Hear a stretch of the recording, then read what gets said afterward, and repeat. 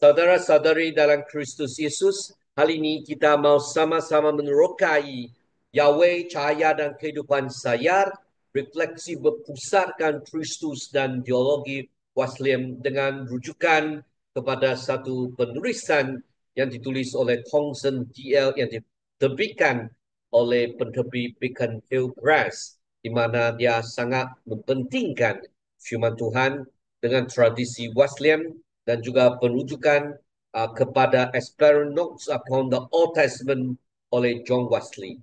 Mari kita doa bersama. Tuhan Bapa di sorga, kami datang kepadamu.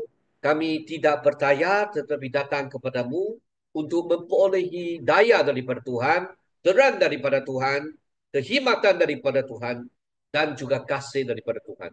Kami minta Tuhan ampuni dosa kami.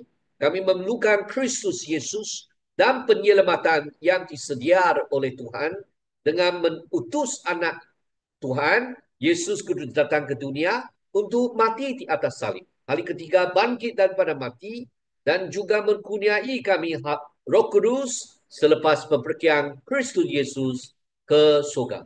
Kami berdoa supaya Tuhan bantu kami memahami firman-Mu dan jiwa kami diberkati, mempunyai kehidupan yang limpah, menjadi berkat untuk diri dan juga orang sekeliling kami.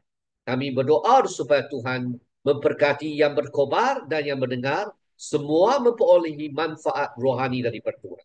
Bantulah kami bertaubat berterusan apabila kami diterangi oleh firman-Mu. Ampuni dosa kami, sama ada sengaja atau tidak sengaja.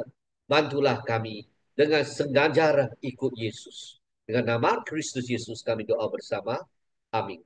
Sekarang marilah kita menterokai tentang firman ini, Mazmur 27, dengan memahami latar belakang dan struktur tematik. Mazmur 27 adalah Mazmur Daud yang sangat pribadi yang menjalinkan kepercayaan berani. Yang anggap Tuhan adalah cahaya dan permohonan yang mendesar dan percaya Tuhan adalah keselamatan yasar yang mencerminkan perjalanan iman yang ditandangani oleh keyakinan rohani dan kerentaan emosi.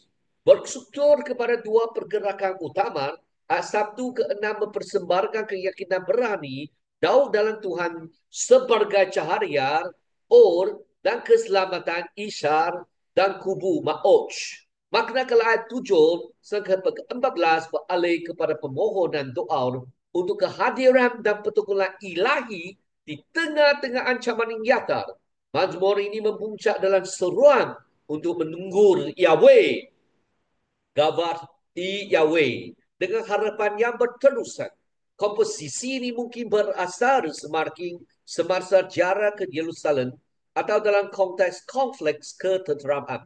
Sama ada sebagai raja yang kembali dari pertempuran atau penyembar yang merindukan kehadiran ilahi, panekar wajahmu. Suara Daud mencerminkan keintiman devosi dengan Tuhan dan wawasan biologi tentang pelindungan serta menyembuhkan dan pembebasan ilahi. John Wesley membahagikan Mazmur sewajarnya. Kalau kita rujuk kepada kandungan, boleh dikatakan ayat 1 sampai 3 lebih kepada keyakinan. Yang keempat sampai 6 menggambarkan kerinduan akan rumah Tuhan. Ayat 7 sampai 12 membentuk pusat doa. Dan ayat 13 sampai ke-14 berakhir dengan nasihat dan harapan. Kata-kata Ibrani ini membantu kita memahami kedalaman hubungan Daud dengan Allah. Bagaimana yang melihat Yahweh sebagai sumber cahaya or yang menghalau kegelapan ketakutan dan sebagai penden ma'oj yang memberikan perlindungan yang mutlak. Kawan-kawan dan saudara-saudari dalam Kristus Yesus, ayat 1 sampai ke 6, kerinduan akan rumah Tuhan. Ayat 1 memula dengan proklamasi retorik yang kuat. Tuhan adalah cahaya dan keselamatanku. Siapakah yang harus aku takuti? Istilah Ibrani untuk cahaya, or, melambangkan bimbingan ilahi, penghiburan dan pembebasan dari kegelapan. Kata keselamatan isyar menunjukkan pembebasan menyeluruh, bukan sekadar keselamatan rohani seperti yang diperhatikan oleh John Wesley. Yahweh adalah penasihat dalam kesulitan dan penghibur dalam kesusahan. Kekuatan ma'uj bukan sekadar perlindungan yang pasif, tetapi pemberian yang aktif dan benteng pertahanan.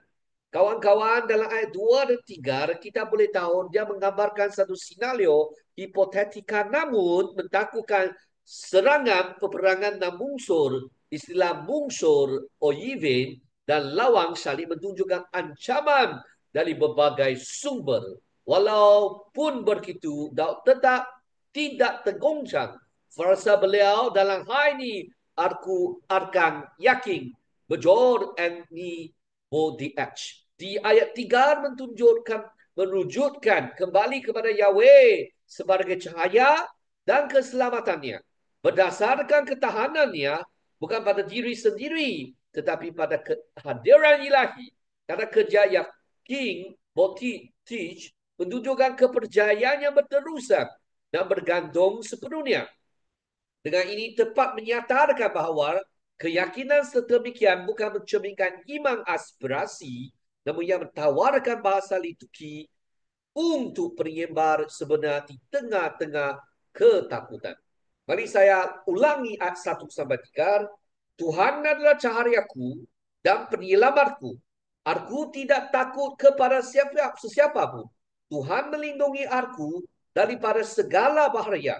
Aku tidak akan gentar. Apabila orang jahat menyerang aku dan cuba membunuh aku, mereka akan tersandang lalu jatuh. Walaupun semua tentera mengkembung aku tidak akan takut. Walaupun musuhku menyerang aku akan tetap percaya kepada Allah.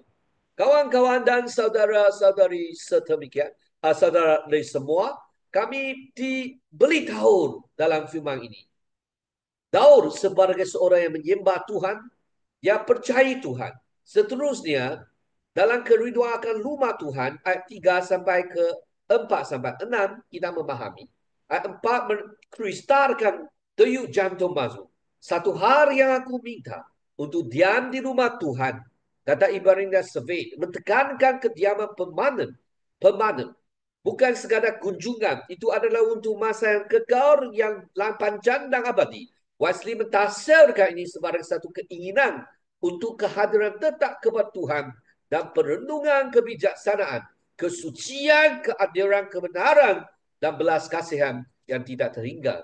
Yang mencerminkan disiplin rohani Wesleyan, penyembahan, perenungan, dan kesucian selaras dengan sarana rahmat. Kawan-kawan, ayat 5 dan 6 meneruskan metafora bait suci. Yahweh menyembunyikan dalam kemah yang sok dan meletakkan di atas batu suri. Batu adalah setelah tempat pentinggal irahi keselamatan dan jaminan. Jar untuk memandang menunjukkan perenungan mendalam, bukan sekadar melihat. Wesley mencatat kemah sebagai tempat perlindungan suci dari musuh. Seperti peladian kuno yang mencari perlindungan di altar. Dengan jaminan ini, Daud mengantisipasi penyembahan penuh sukacita, lagu-lagu pujian dan pemenuhan persembahan yang dijanjikan.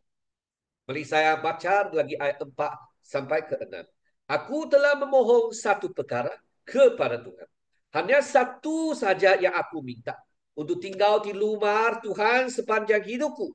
Untuk menyaksikan segala kebaikannya. Dan meminta bimbingannya. Pada masa kesusahan. Dia akan melindungi aku. Dia akan menjaga aku. Supaya selamat di dalam rumahnya. Dan mentemparkan aku di atas gunung batu. Maka aku akan mengalarkan semua musuh di sekelilingku. Dengan sorakan gembira aku akan mempersembahkan korban di dalam rumahnya. Aku akan menyanyi dan memuji Tuhan.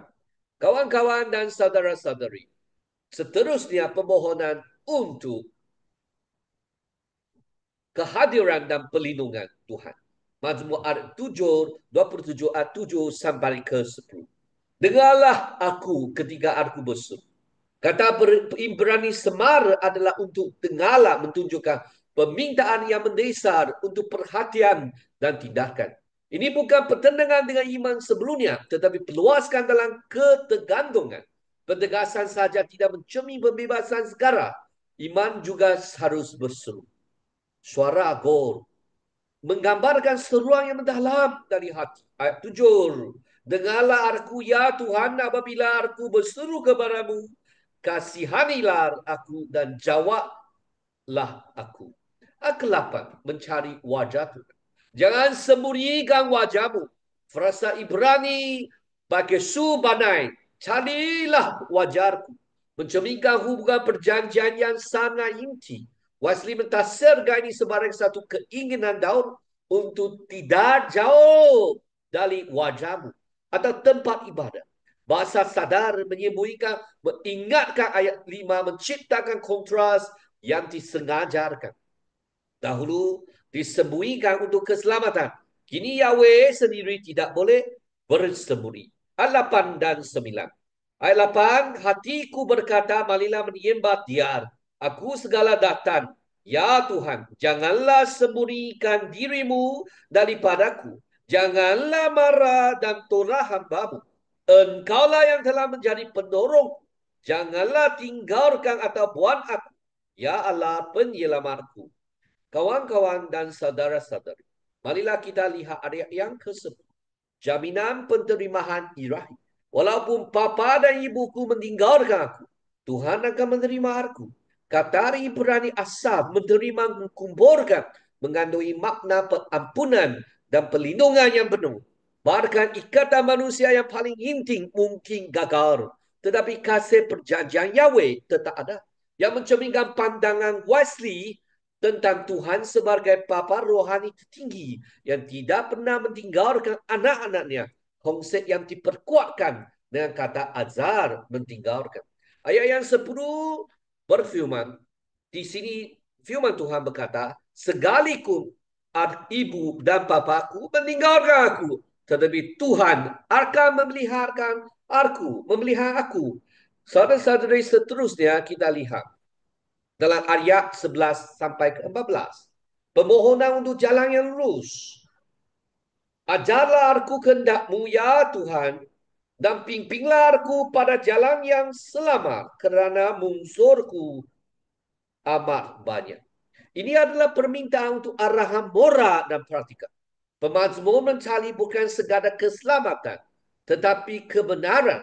Pimpinlah aku di jalan yang lurus, kerana pentindas-pendindasku. Kata Ibrani derit, jalan, dan misyur, lurus dan latar menggambarkan kehidupan yang selaras dan kehendak Allah. Misyur juga mensiratkan keadilan dan kebenaran moral, mentekankan keriduan pemazmur bukan hanya untuk keselamatan fisik, tetapi juga integritas spiritual. Wesley melihat ini sebagai doa untuk mengelakkan kebodohan dan tidak membeli musuh sebab untuk kemenangan. Jalan dalam dunia ini, semasa kita masih di dalam perjalanan sebagai seorang manusia, kita akan lihat pelbagai cabaran, pelbagai masalah. Kita memerlukan Tuhan. Memerlukan Tuhan ajar kita jalan dalam satu jalan yang selamat, yaitu jalan yang benar. Jalan yang lurus, yang jujur. Saudara-saudari, kalau kita ingin berpakai kepandaian diri, itu akhirnya kita akan lihat diri sendiri sebagai orang yang bodoh. Tetapi sekalaunya kita rela untuk merendahkan diri, tidak menganggap kepandaian diri adalah cara yang paling baik. Cara yang paling baik.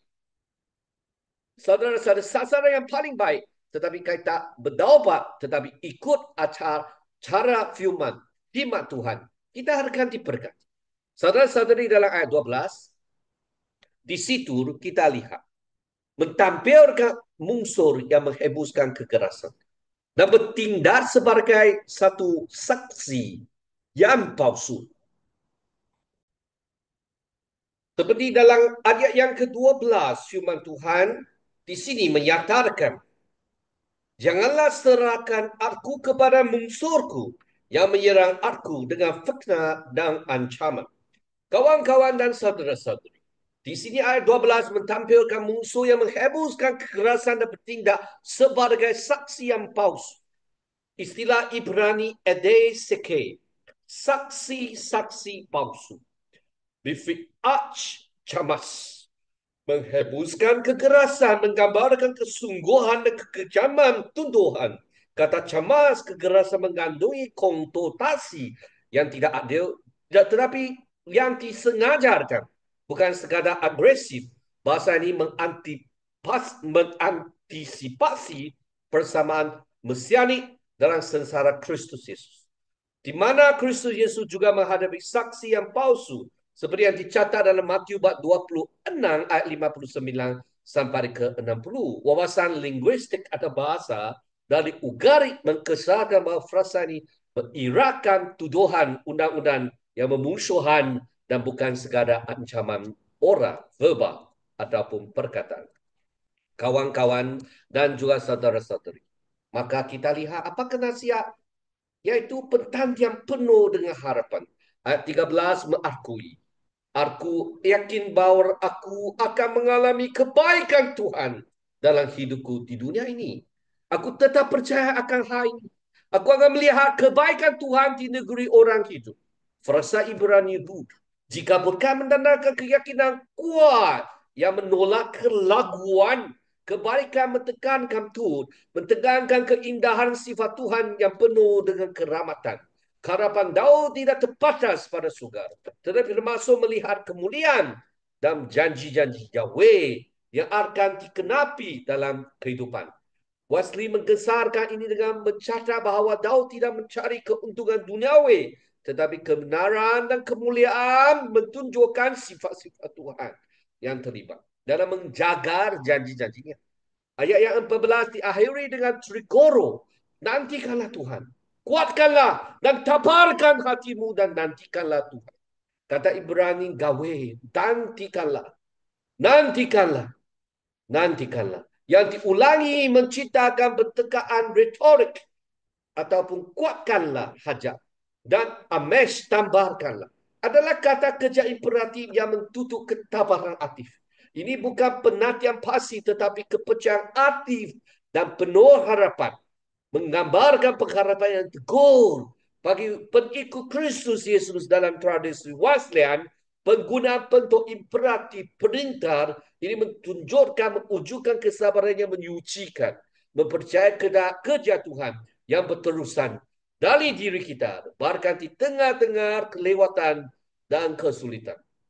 Kawan-kawan dan juga saudara-saudari dalam Kristus Yesus.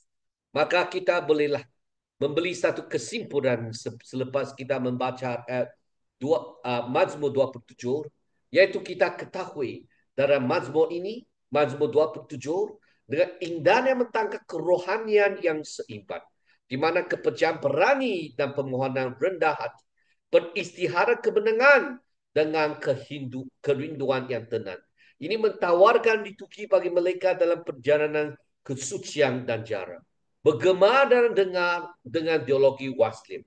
Kesimpulan adalah satu Mazmur 27 memanggil orang yang beriman menjalankan kehidupan yang berakar dalam kehadiran Tuhan, dipelihara oleh penyembahan dan ditumpu oleh ketabahan penuh dengan harapan. Kehidupan yang mencerminkan Kristus. Yesus adalah cahaya yang sejati. Kehadiran Tuhan di antara kita, waktu keselamatan kita. Kawan-kawan dan saudara-saudari yang mencerminkan undangan Wasli untuk mengejar kasih yang suci dan kepercayaan dan kebenaran Tuhan. Semoga Tuhan memberkati supaya kita terus menggunakan sarana rahmat, sentiasa menikmati kerohanian yang seimbang, menikmati kesucian di mana satu hubungan yang intim dengan Tuhan, dan kita tahu Tuhan adalah cara kita. Pastinya penggenaman Kristus Yesus di dalam dunia. Marilah kita datang kepada Kristus Yesus. Marilah kita memperoleh penghiburan, memperoleh daya dan perkuatan daripada Tuhan Kristus Yesus. Marilah kita doa bersama. Tuhan Bapa di surga, kami puji dan syukur atas kebaikan dan kemuliaan Tuhan. Bantulah kami tanpa berterusan. Terus ingin mengikut Kristus Yesus sepanjang jiwa kami. Kami berdoa supaya Tuhan membantu kami ikut firman-Mu tiap-tiap. Oh Tuhan Bapa di surga, dalam pelbagai cabaran dan kesusahan, kami tetap menunggu akan Tuhan. Tuhan adalah keselamatan. Tuhan adalah batu kuat untuk kita. Kami puji dan syukur dalam nama Kristus Yesus. Amin. Semoga Tuhan memberkatimu dan juga sekeluarga Semua Tuhan menerangimu dan juga sekeluarga. Dan kita jumpa lagi.